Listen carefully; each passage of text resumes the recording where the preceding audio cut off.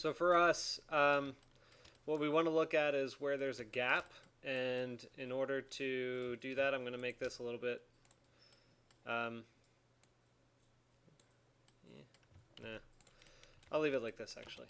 So if I do an offset surface, right? So you're all experts at this now. Oh, where's my arrows? Offset surface. That one, flip all, yes, and then this one, flip, yes. All right, this is what we wind up with. We have a condition. So, well, we have a condition where there's a gap in between the two extruded surfaces, right? And there are a couple of ways that you can begin to approach this. The first of which is to actually just draw a surface on top of it. If you're lucky enough, you'll get it so that this. Oh, let me get on the right layer actually. So building. If you just want to cap it off and just truncate it so that it just connects the surface across the whole thing, you can do that. It does, however, create an open-end condition that you have to cap off with another 3-point surface. So you'd have to just grab this surface 3-point and go from one point to another, and hit enter to cap it off. So you'd have to take those surfaces and join them in order for that to actually register as a complete volume. And then at the same time, you would run into the same or a very similar condition here, where maybe your better option would be to actually grab the edge of that surface and modify it in such a way that it can. Well, let me show you what I mean actually. So if I do another 3-point surface and I put it there, there, and there, and hit enter, I'll have this kind of weird condition where it just kind of lops off at the corner. And so you have the option to change the actual surface itself to see whether or not that's actually what you want. So what I would do in that case is, if that's not what you want, then you want to go back to the original condition and start to modify it very similarly to the interior condition. So that basically just looks like this. If you take Control Shift and we grab this whole surface right there, you can move face, and my suggestion would be to go from here, and I would just hover over like the midpoint or so that it's basically along the same plane as the face itself, and you can type how far you want it to go. So I'll just say 1 foot and click on the midpoint. So that gives me an extension. And this won't work for every condition. It just happens to work very, very well for this one. But now is my opportunity to actually clip it off. But I want to make sure that when I clip it off, it makes sense. So I can pull this edge out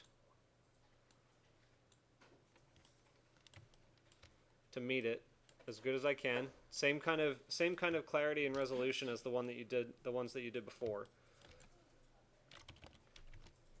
Where am I here? And then we'll have to do the same kind of trim on the end there. So at that point, I'm going to flip it over to wireframe, go back to my Booleans, and I'll start with this here. And I'll kind of just draw a big volume like this, and then go back to shaded and see where it sits. So I know that it sits a little bit too far in, so I'll pull it on the red axis a little bit in that way. That side looks good. This side does not, so Control Shift, click on the face and stretch it out. Now we can do our Boolean difference. So select this one, hit enter, select that one, take it off. And then you have to do it again for this corner. So it's really essentially the same process. You're just trying to rectify where those connections are going to be. And then basically I'll just show you real quick. This is very, very simply just a box like this. And then Boolean difference from this with that, take it off, and there's that corner. Boolean union between the two, and then merge all faces, cleans it up.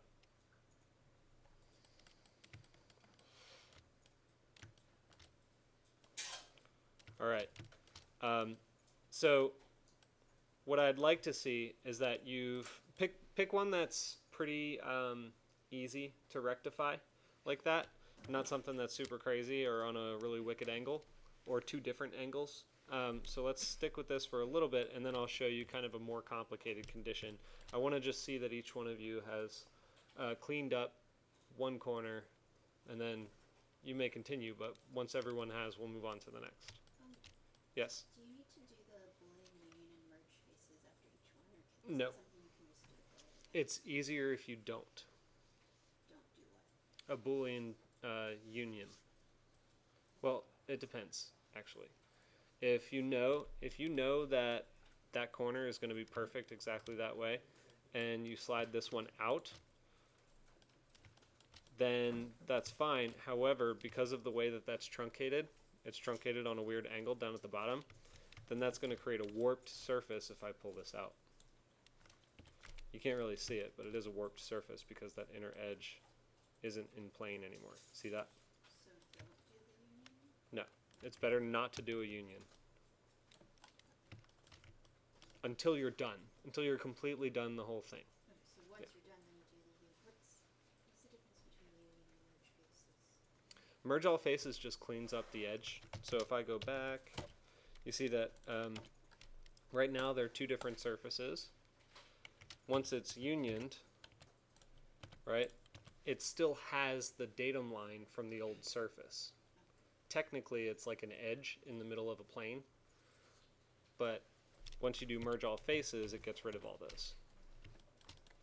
So you should wait till you're done to do that. All right, so let's get this done.